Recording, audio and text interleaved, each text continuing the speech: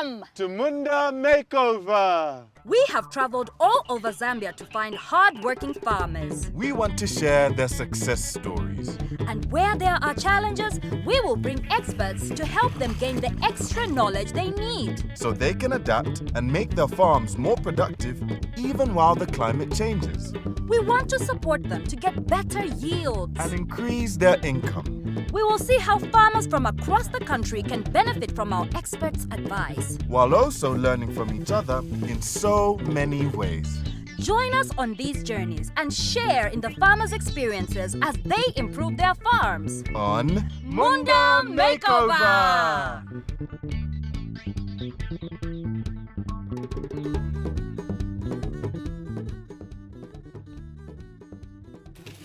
Hey Katsanana, how are you doing today? Cozy, I am absolutely perfect and I'm pretty excited to meet our farmer for today. Me too. She's a very successful farmer. Yes, and she proves beyond all doubt that we women can run this world if given half the chance. That's right. But even the best farmers need some advice. Yeah, should we go see if she needs our help? Help running the farm or running to get there? I'm still gonna get you, Cozy. Look at this now. Have you seen this? This is soil erosion. What happens is, bye! Last one there is a hot potato! Rotten potato! This week, we're meeting another super smart woman, Elita Mwale. Elita is married to Sauti Manda and they live in Eastern Province. Sauti works in the town, so Elita is the one running the farm during the day. The farm covers 10 hectares. The main crops are maize, soya beans, and groundnuts. They also have 10 chickens and 7 cows. Hello. Hello. We've heard that you are a very successful farmer. Surely the most successful farmers also go through challenges. That's right. What challenges are you facing? My challenge is shortage of shade. My challenge is storage. After we harvest, we store our seeds in our home, actually in our bedroom. Second, climate change. The second thing is climate change. That is a very big challenge because like last year, it only started raining around the 28th of December. The rain fell on the 28th of December. Yes. Wow, that's difficult. It's very difficult for you to plan. And I'm sure it can affect your harvest. We definitely have some experts who can come in and give you 1 or 2 tips on how you can adapt to climate change. So we'll see you later. Bye. Bye-bye. Bye. When I heard the Munda Makeover team was coming to visit my farm, I was very excited because neither I nor my parents had experienced something like this. Elita is a successful farmer, so we want to find out what is the secret to her success. And you might be surprised to find out that it's a very dirty secret. So, we've invited soil expert Silas Simufaya Mbizi from the Ministry of Agriculture to help us find out more. Mr. Silas, can you share with us what challenges farmers are facing? Climate change. Are you also affected by this climate change? Drought really affects our farming. When it is time to farm, it rains once, then disappears, then after some time, it rains again. It is very unpredictable. It is a real challenge for us farmers. Is there something we can do in order for people to be able to have good yields on their farms? Mulching, whereby when we cover our soil, when we have even less land, you find that a mulch keeps a lot of moisture. Okay, so we cover our land with what? With the grass, even crop residues like maize stalk, soya beans residue, we can cover even with this grass. And you are doing this on your farm. How has it helped you? Mulching helps me. Firstly, when the rain falls, mulching helps me because moisture is kept when it rains. Secondly, when I plant my seeds, they grow well. As for the soil, it doesn't get damaged. It also improves the soil's fertility. But I see you have some trees over here. How is this part of the farming here? These trees help us maintain the fertility of the soil. Ni mitengo bwanji. What trees are these? These trees are known as gliricidia. The roots of the gliricidia tree also act as manure, which helps to maintain the fertility of the soil, making sure that the soil damage does not happen. Okay. So the gliricidia also acts as manure. But is it okay for you to plant seed at the same place where there's another plant like the gliricidia tree? This gliricidia we intercrop it with any crop that we want, whereby this shape, this space from that side to this side, it should be 5 meters, whereby on the middle, we put our crop that we want. When we are going to plant maize, we are going to cut all the gliricidia which has shooten, so that it can start afresh, to avoid the shading of that crop that we want. Okay, so all this is going to be cut short? Yes. And used as manure? Yeah. Oh, okay. This is very interesting. So what you've essentially told me is that all these technologies are about improving soil health, isn't it? Yes. Thank you, Mr. Silas. It seems I've discovered Elita's dirty little secret, and it is the soil and the importance of soil health. Does it make sense? Let's break it down in the details. To help reduce the effects of low rainfall, keep the soil covered. Use crop residue like maize stalks and intercrop with trees like gliricidia that add nutrients to the soil. When planting maize, use 1 handful or 50 grams of gliricidia leaves in each planting spot. This adds up to 500 kilos for a 50 by 50 lima. Alternatively, lay the stems of the cut branches on the ground and let the leaves fall off. The remaining branches can later be used as firewood. Have you ever wondered what legume production and livestock like chickens and cows have in common? Are they friends or are they enemies? Let's find out. I've asked Luke Lungu from Komako to come and help explain. Yes. So now, Madam Elita, Mr. Luca, I've always thought that livestock and crops don't go together. Livestock can be quite damaging to crops. I mean, they'll trample on them, they'll eat the crops. I've always felt that it's something that you should keep away from each other, you know? No, that's not true. Really? Yeah, because the two needs each other. Right. So it's a circle, and they're interdependent on each other. Elita, I would like to hear from you. How exactly are your crops benefiting from your animals? Livestock get food from crops, the crops that we grow. In return, the crops that we grow, they get nutrients from the manure the livestock produce.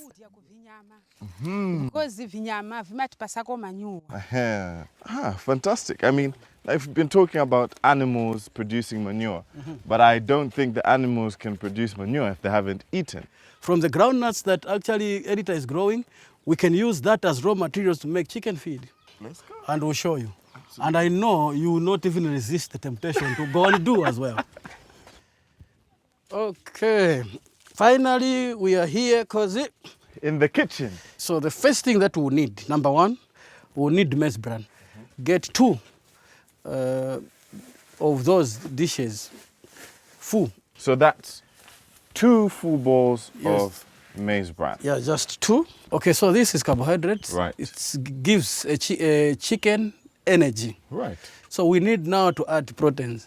So we need 2 cups of soya beans. That now we are going to roast. Can this way of making our feeds and, you know, preparing our animal feeds in this way, is it favorable for the climate change and the way things are changing now? Yeah, it is. When you have delayed rainfall, certain crops are going to be affected. Of course. So a farmer has been taught to diversify. Right. Yeah, they should not only just grow maize, maybe soya beans and end there. in case plan A fails or Right. has not done very well, Right. she needs plan B or plan C. And the poultry is plan C. Smart farming. Yes. Absolutely fantastic. So after frying, now we'll ask Elita to help us with the pounding, because there's, chicks cannot swallow this. They're a little bit big. Right. So we need to break them a little bit. Yes. Okay, so I hope I'm going to do this correctly. Okay. Seems simple enough. Yeah. How long will this feed last once we're done making it? It can last even for 2-3 weeks. Is there something you do to keep yourself entertained while you do this? Timaimbako kanyimbo. Yeah, you sing songs? Do you want to teach me a song? Polo wa msitolo, na mchira wa ng'ombe, na ndodo kumanda. Right. We need the third person in our I singing. hear some music. Aha! Speak of the devil. What are you singing? Come over. Kazi wa mfumu, polo wa msitolo, na mchira wa ng'ombe, na ndodo kumanja, eti twetangaza. So now, Oh yeah? this is looking, I can see it's nice and fine there. Yeah. This is how it's supposed to be. Exactly. Yeah. A few crunchy bits for them to enjoy. Good. Yeah. Next, we add the 2 cups of this roasted and newly pounded soybeans to the maize bran. Cozy, Let me as usual, help you just there. Add. Just add. Okay. Good. So we need to also add coarse salt to our feed. Just half a tablespoon is enough. So is that going onto the heap as well? Yes. Okay. Done. Okay, good. So this is pounded charcoal. Yeah. We'll add it to our feed. Nice and fine. Yeah, so it is a dewormer. Good enough to eat. Fantastic. Yeah. Our final ingredient is dried moringa leaves. Then we mix well to make sure all the goodness is shared throughout the feed.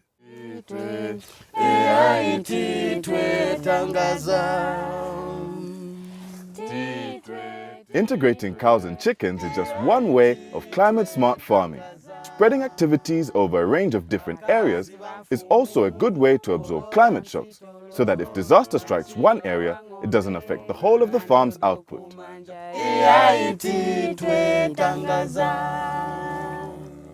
So what do you think of that, Kachanana? Honestly, I think these are the healthiest and luckiest chickens on earth. It looks good enough for me to eat myself. Okay, and now it's time to try out the feed. And the chickens love it. Chickens giving manure to the plants, and the plants in turn feeding the chickens. Climate-smart farming.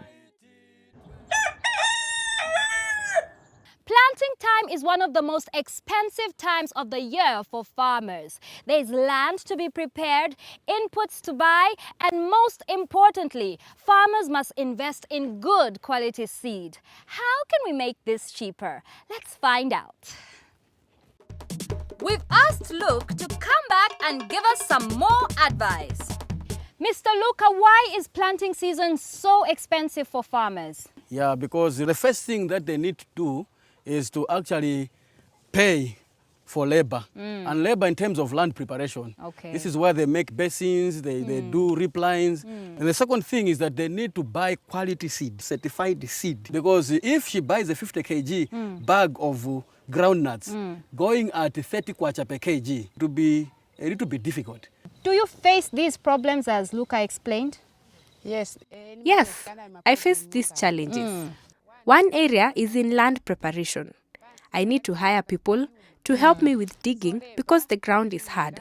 Mr. Luca, what solutions can you provide? She needs to join a cooperative because when she's a member of a cooperative within an area, it means it will be easy for her to cut on certain costs. Number one, during time for land preparation, she will not need to pay for labor because they will be working as a group. And then the second thing is that she will not have the trouble of going to buy for certified seed herself. Right. So if she belongs to a cooperative, it means it's easier for her to access it, get it at a loan basis, which can be repaid after she has harvested in kind. Elita was telling me that she stores her seed in her bedroom.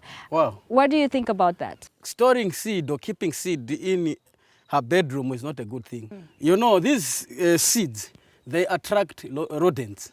So imagine you have seed in your bedroom, rodents come in search of your seed, and then also snakes love rodents.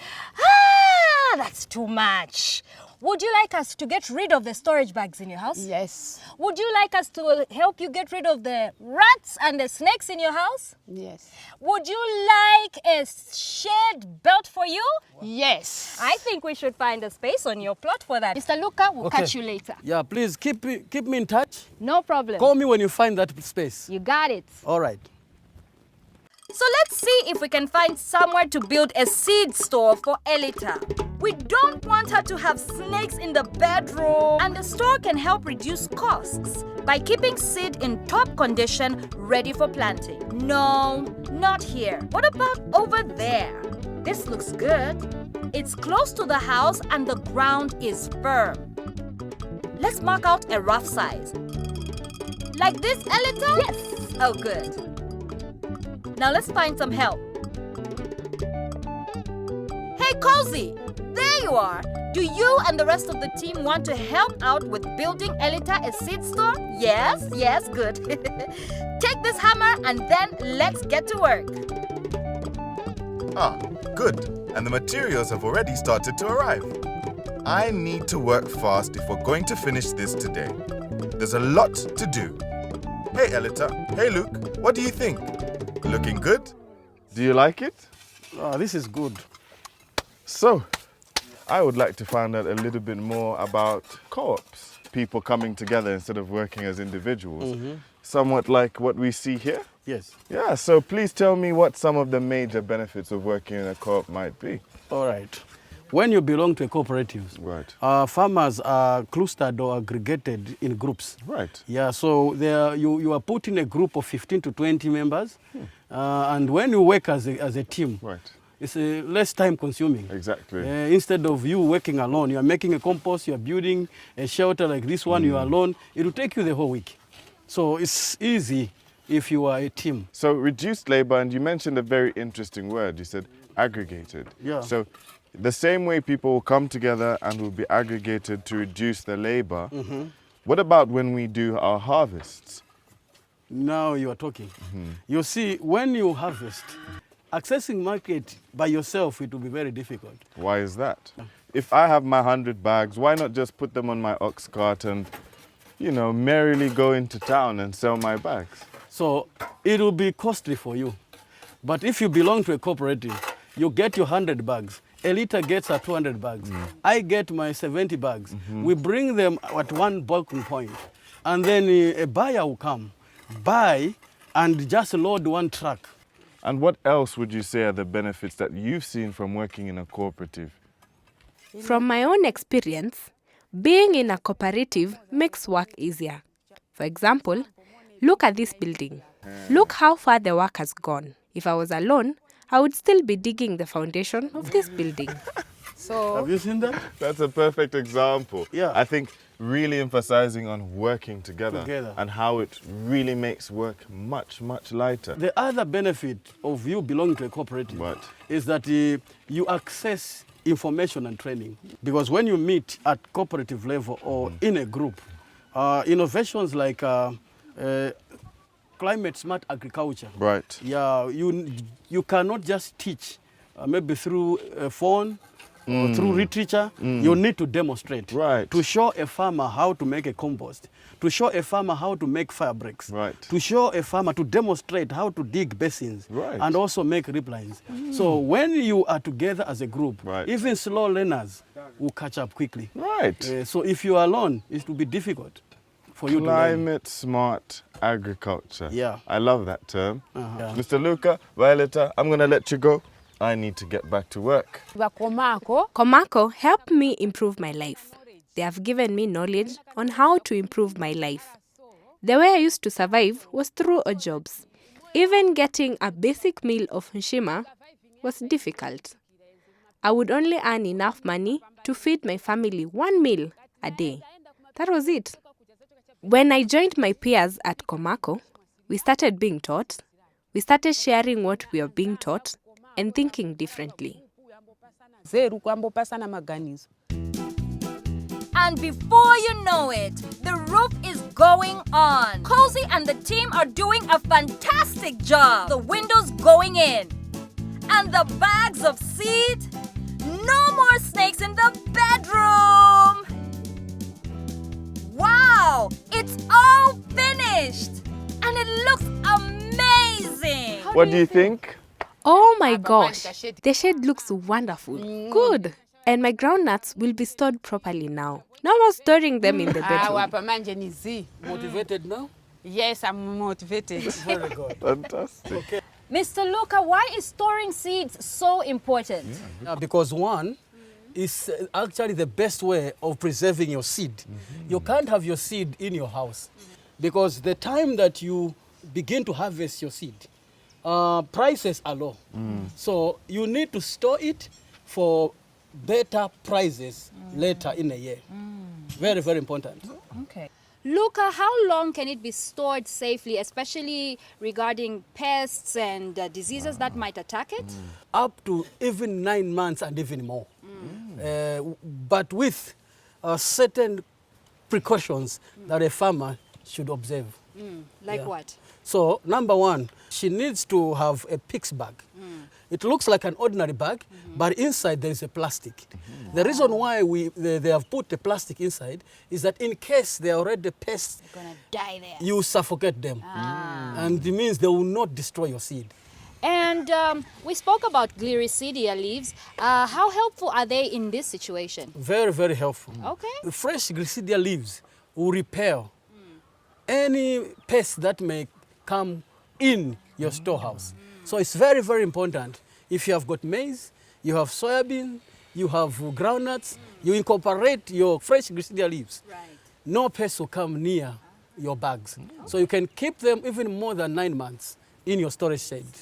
Okay. Now, Mr. Luca, is there a specific way we're supposed to sort of stack our bags in the shed? You have to have pallets. You don't just put your bags direct on the floor. Why is that? Because in case there are termites. And then also you have to ensure that at least 15 centimeters or 20 centimeters from the wall, there should be at least free air ventilation. And also you are avoiding your bags to touch the wall in case of the termites. And also it's easy for you actually to spot any rodents in case they are there. Right. Yeah. And here's Elita's husband back from work. Mr. Sauti, how was work? My work is just okay. Surprise. Oh, Yeah. I'm very happy. You have now a storage shed at home. Exactly. No need for keeping seed in your bedroom. Exactly. You have a storage shed. And lots of space in Hapa the ni bedroom. wakondwera maningi. You are happy? I am happy now because I can now move the seeds from my bedroom. They have their own shed now. Okay, so Fantastic. Cozy, you really did something very amazing. I couldn't have done it without Kachanana. Of course, my muscles put in a lot of work, I was darker girl over there. Well, But we are very happy to have been here. Did you enjoy our visit? Thank you very much. I am so grateful. Thank you. Yes. What about you? thank you very much, my visitors, for the shed you have built for me. So, well, Kachanana, I think that's all we have time for this week, but... We'll see you next week on Munda Makeover. Makeover.